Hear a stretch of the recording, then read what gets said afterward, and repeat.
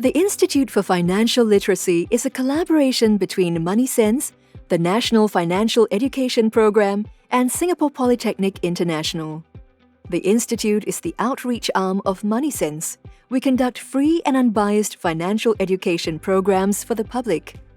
MoneySense is Singapore's national financial education program set up in 2003 and is currently overseen by MAS, Monetary Authority of Singapore, and MOM, Ministry of Manpower.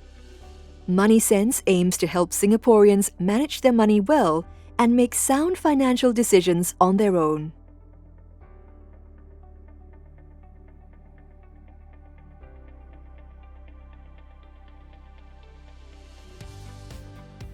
Fundamentals of share investing.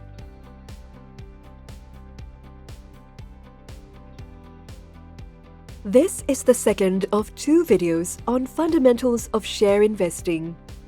In this video, we will look at company analysis, analytical tools, corporate actions. Company analysis.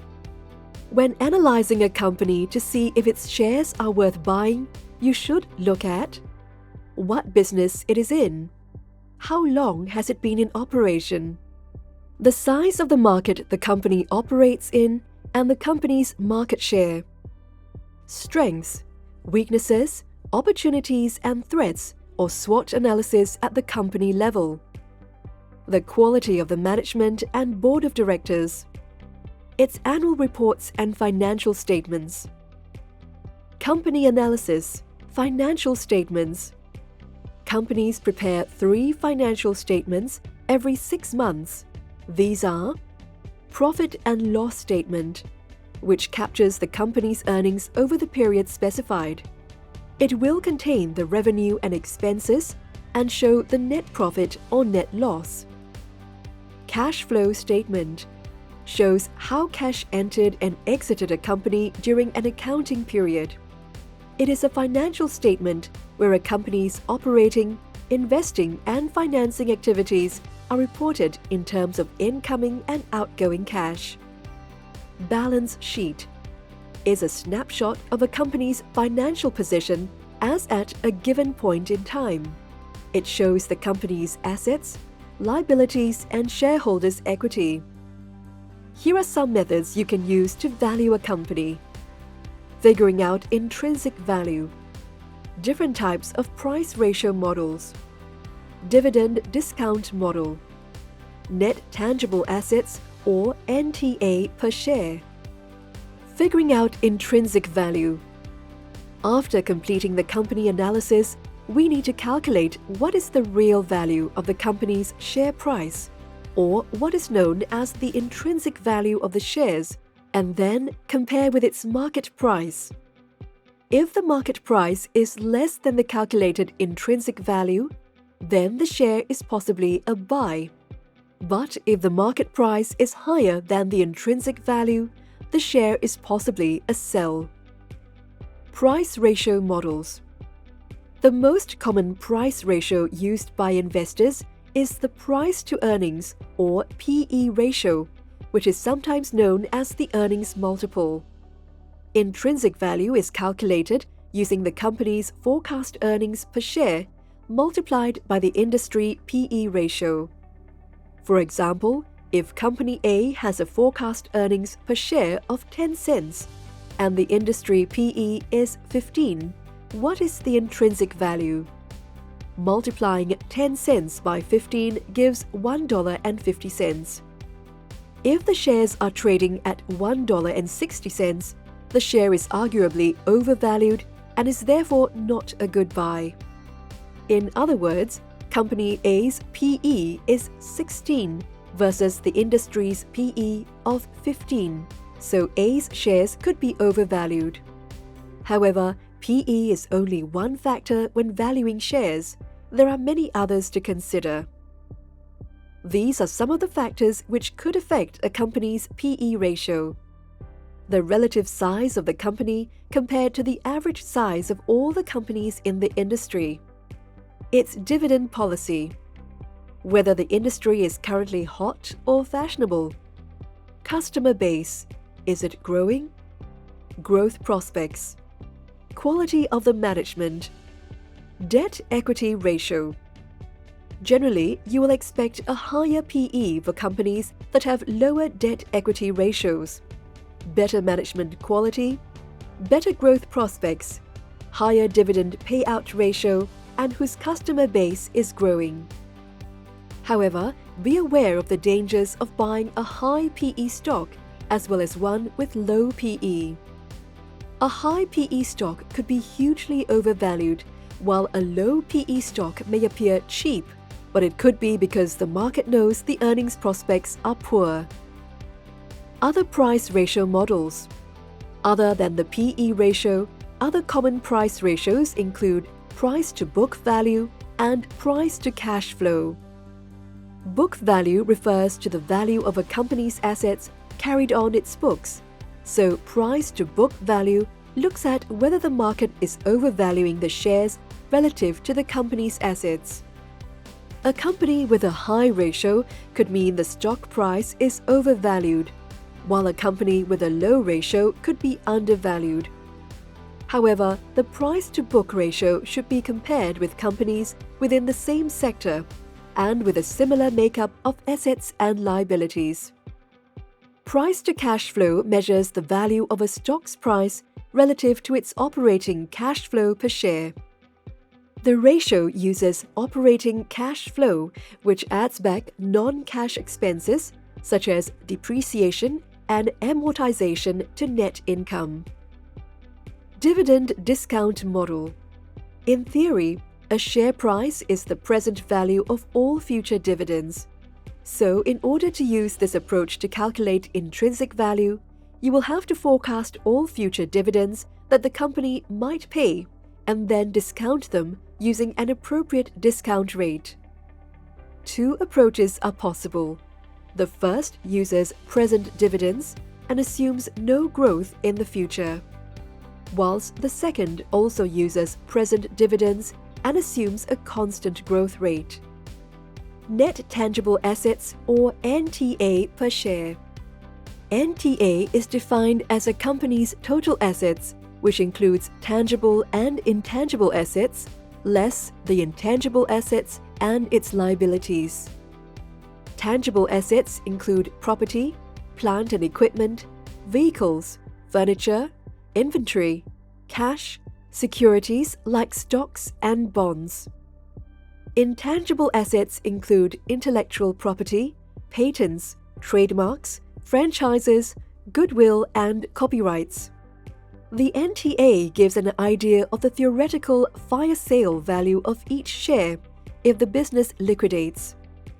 Usefulness of NTA varies across industries. For example, healthcare companies' intangible assets are typically far more valuable than their tangible assets, so NTA may not be so relevant. On the other hand, property developers own virtually no intangible assets.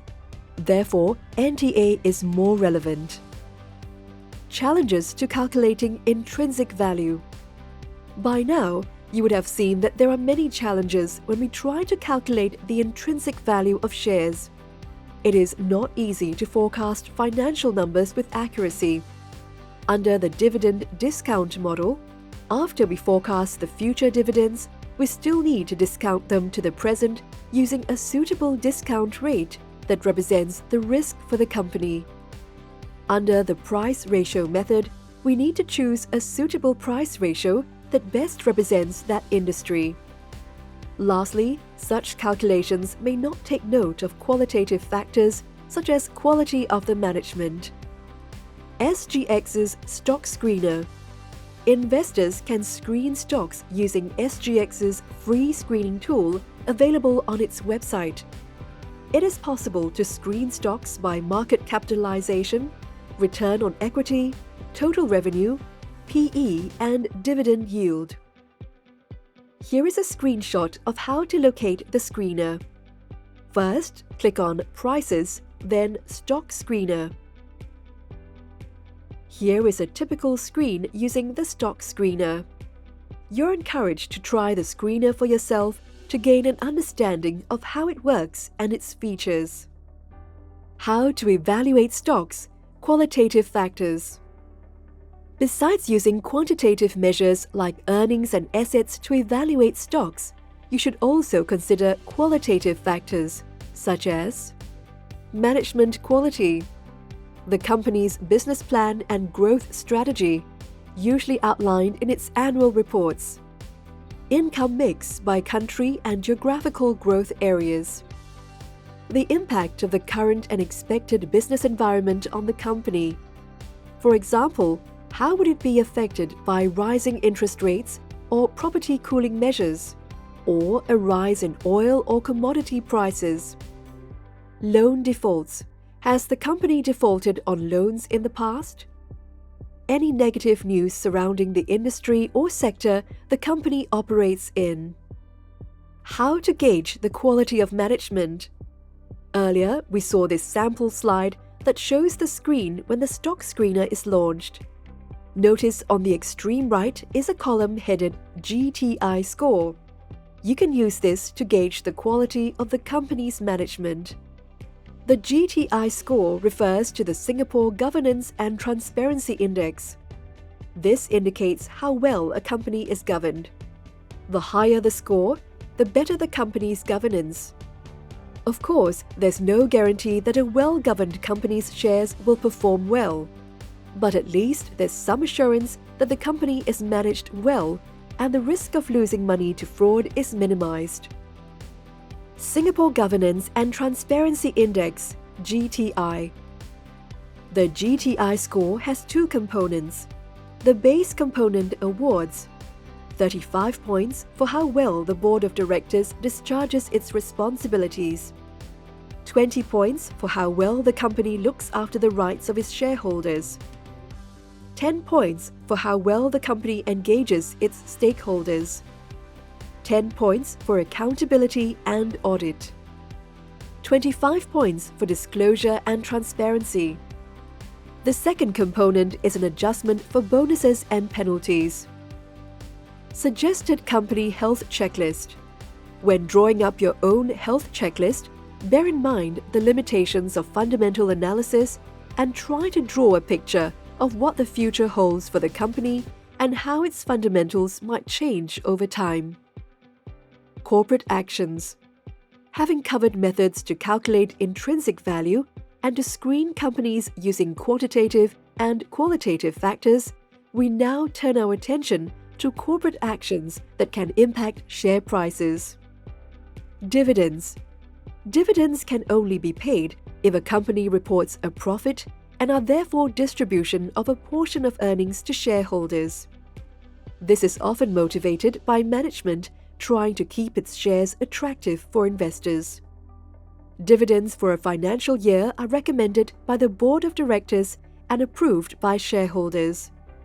The key terms to know are cum dividend. This means the shares are trading with the dividend included. Ex-dividend. This means the shares do not include the dividend. In the example, this means the shares should fall by 20 cents on the ex-dividend date. Bonus issues. Companies that are short on cash but still want to give a payout to shareholders may issue bonus shares. Shareholders will not be immediately better off as the market will adjust the price of the shares proportionately. Shareholders can sell the bonus shares for cash to meet their liquidity needs. Shareholders can also keep the shares. If the company is profitable and continues to grow, the share price will likely appreciate in value over the long run. An example would be in a 1-for-10 bonus issue, shareholders get 1 share for every 10 shares owned. Rights issue. Companies use rights issues to raise new capital from existing shareholders. Shareholders are given the right, but not the obligation, to purchase additional shares at a specific price known as the subscription price within a specified time period. The subscription price is also known as the rights exercise price and is usually set at a discount to the current market price. Furthermore, rights may be renounceable. that is, listed separately and traded eventually on the stock exchange, or non-renounceable, which means if they are not subscribed to, they can expire worthless. Since additional shares will be issued under a rights issue, there will be dilution of existing stakes, and the market will adjust the price downwards to take into account this dilution. Rights issue calculation. ABC shares are trading at $1.20. The company announces a renounceable 1-for-5 rights issue at $1 per share. To get 5 shares, an investor has to pay $6. To subscribe for the rights share, he has to pay an additional $1. He now owns 6 shares for a total cost of $7. The theoretical price per share after the rights issue, which is known as the ex-rights price, is $7 divided by 6, or about $1.17. Rights issue calculation of the value of the rights. Shareholders who don't want to increase their investment in the company can sell off their renounceable rights before the closing date. The value of the rights is given by the theoretical ex-rights price minus the subscription or exercise price. Using the previous example of ABC Company, this would be $1.17 minus $1, or 17 cents. A shareholder who does not want to subscribe to the shares can then sell his or her rights for 17 cents per share. An investor who buys the rights at 17 cents will have to pay the company $1 to get 1 new share. His total cost would then be $1.17, the same as buying it in the market. Share buybacks. Management may choose to use excess cash to buy back the company's shares. Shares bought back are cancelled, thereby reducing the total number of shares in issue. Share buybacks are positive for shareholders because they are usually done when the management feels that the company's share price is undervalued. Theoretically, buybacks should raise the share price as profits and dividends are spread over fewer shares. However, share buybacks can be negative if they are done when the company's share price is overvalued and the buybacks are funded by debt instead of cash. Here are the key takeaways for this video. Use price ratios to calculate a share's intrinsic value, but recognize that ratios have limitations. Remember to consider qualitative factors when picking stocks and try to draw up a picture of what the future might hold.